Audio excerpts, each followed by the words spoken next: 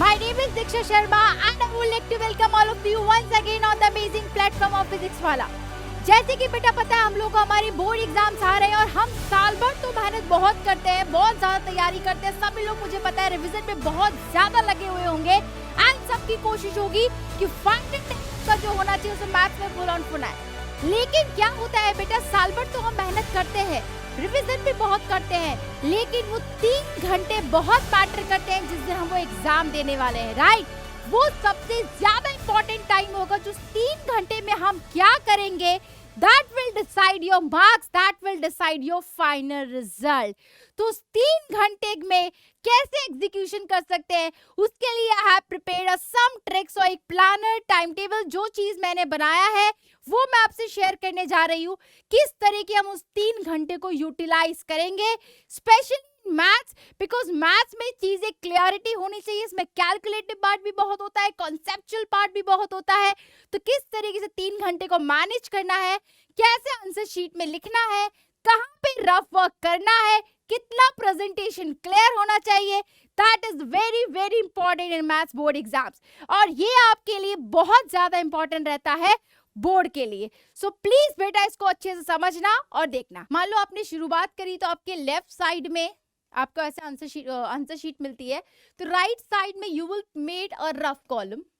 हो सकता है आपको सब चीजें पता हो, बट चिर है तो I just want to tell you the things. वो हमेशा अपने स्टूडेंट्स को बोलती हूँ, राइट साइड में एक रफ सेक्शन बनाइए, ठीक है?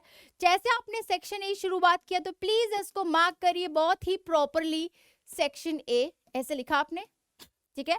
क्वेश्चन नंबर 1 प्रॉपरली मेंशन करो बेटा, सेक्शन ए का है, सेक्शन बी का, इस तरीके से, ठीक है? क्वेश्चन नंबर 1 आपने कुछ सॉल्व किया, ठीक है? फिर इसके नीचे क्वेश्चन 2 आएंगे। कभी भी बेटा क्वेश्चन 1 अगर मान लो इतने से में खत्म हो गया तो आप क्वेश्चन 2 यहाँ पर कभी भी नहीं करोगे। I will tell you the reason why, ठीक है? अगर आपने क्वेश्चन नंबर 1 यहाँ किया, स्पेस बच गया क्योंकि 1 मार्क क्वेश्चन आसान से होते हैं, तो वो 2-3 लाइन में कंप्लीट हो गए, राइट? फिर आप कभी भी क्वेश्चन नंबर 1 के स्पेस है तो क्वेश्चन 2 यहाँ नहीं करोगे, हमेशा नीचे करोगे, ठीक है? फिर क्वेश्चन 2 किया, फिर ऐसे क्वेश्चन 3 किया, ठीक है? क्वेश्चन नंबर 1 का जो भी रफ वर्क है वो हमें यहीं पर करना है। जो इसका रफ है वो यहीं पे करना है, जो इसका रफ है वो यहीं पे करना है, जो इसका रफ है वो यहीं पे करना है। ऐसे करते कई बार बच्चे क्या पता है, क्वेश्चन नंबर 1 का रफ वर्क लास्ट पेज को रफ लिख देते, उस पर करते हैं। नहीं, यहाँ जगह नहीं है तो आप उस पर जाओ, बिकॉज फायदे क्या होंगे मैं आपको बता दूंगी बाद में, ठीक है? क्योंकि आगे पीछे करने में कई बार हमसे एरर हो जाती है। जो चीज हम यहाँ लिखेंगे, फॉर एग्जांपल कैलकुलेशन हमने मल्टीप्लाई किया 746 आया, तो हम यहाँ 746 ही लिखेंगे, ठीक है? मान लो पीछे 746 गलती से 742 हो गया तो खेल खत्म बेटा। तो अगर सामने चीजें लिखी होती हैं तो ज्यादा कन्वीनियंट दिखाई देती है, पीछे आगे करने में बहुत ज्यादा चांसेस होते हैं बेटा एरर होने के। तो प्लीज मेक श्योर कि इसका कैलकुलेशन पार्ट यही करना है। रीजन मैंने आपको बताया कि आगे पीछे करने में चीजें गलती होने के चांसेस है, पहला, ठीक है? अब आप बोलोगे कि मैम आप यहाँ करने से क्यों मना कर रही थी? फॉर एग्जाम्पल आपका पूरा पेपर हुआ, अब आप पेपर चेक भी तो करते होंगे, राइट? जब पेपर चेक किया तो फॉर एग्जांपल एक क्वेश्चन ओ माय गॉड गलत हो गया, कैलकुलेशन की ड्यूरेशन में मुझे पता चला कि क्वेश्चन गलत हुआ, तो what should I do? I simply cut over here and मैं इसका सॉल्यूशन क्या कर दूंगी, क्वेश्चन नंबर 1 और ये करेक्ट आंसर हो गया, ठीक है? तो ये स्पेस इसलिए ही छोड़नी है बेटा कि फॉर एग्जाम्पल अगर ये क्वेश्चन हमारा गलत हो चुका है तो इसको कट करके मैं इसका सही क्वेश्चन को यही लिख दूंगी। इससे क्या फायदा होगा, जो एग्जामिनर होगा ना, आपने यहाँ पे काटा, फिर आप क्या करते हो, लास्ट में करते हो उस क्वेश्चन को, बिल्कुल लास्ट में जाके। तो कई बार तो एग्जामिनर उसे कंसिडर ही नहीं करता, कॉपी चेक करने वाला, और वो कई बार क्या हो जाता है बेटा, इरिटेट हो जाएगा आपकी चीजों से, सेक्शन ए का फर्स्ट, सेक्शन बी का सेकेंड, सेक्शन सी का ये नहीं करना है। तो एग्जामिनर को भी यहीं का यहीं मिल गया, हाँ फर्स्ट क्वेश्चन बच्चे ने किया है, गुड, 1 मार्क क्वेश्चन हो गया। इस तरीके से आपको करना है। पहली चीजें क्लियर हो गई। साइड में न करने का रीजन यही है कि हमको इस तरीके से करना है। अब फॉर एग्जांपल आप पेपर करते गए 1 2 3 4 5 6, ठीक है? अब उसके बाद क्या हुआ, क्वेश्चन नंबर 4 मुझे नहीं आता है, तो क्वेश्चन नंबर 4 के लिए मैं जगह छोड़ दूं, वही छोड़ना है। ये नहीं करना है कि हम 4 अभी नहीं कर रहे, लास्ट में करेंगे, नो नॉट एट ऑल। ये यही करो, स्पेस छोड़ दो उसके लिए, बिल्कुल छोड़ दो स्पेस, और फिर क्वेश्चन नंबर 5 कर लो। जो क्वेश्चन नहीं आता है हम उसके लिए वही स्पेस छोड़ देंगे, 5 6 7 कर लेंगे, ठीक है? आगे बढ़ेंगे। अब करने के बाद ये आपको इससे ध्यान रखना है, कभी भी इसको ऐसे नहीं कि हम लास्ट में करेंगे, बिकॉज आप ऐसे लिखते हो ना सेक्शन ए का 5th क्वेश्चन, लास्ट में बच्चे करते हैं सेक्शन सी का 8th क्वेश्चन, तो एग्जामिनर को इतनी इरिटेशन होती है ना, उसको मन ही नहीं करता आपको मार्क्स देने का।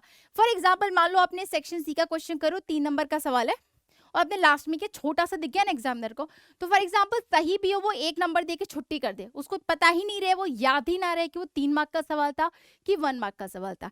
बिकॉज जब वो कॉपी चेक कर रहा होता है तो वो एग्जामिनर बहुत ध्यान से देख रहा होता है बेटा कि सेक्शन ए चल रहा है, सेक्शन बी चल रहा है, उसी फ्लो में वो मार्क्स देता है।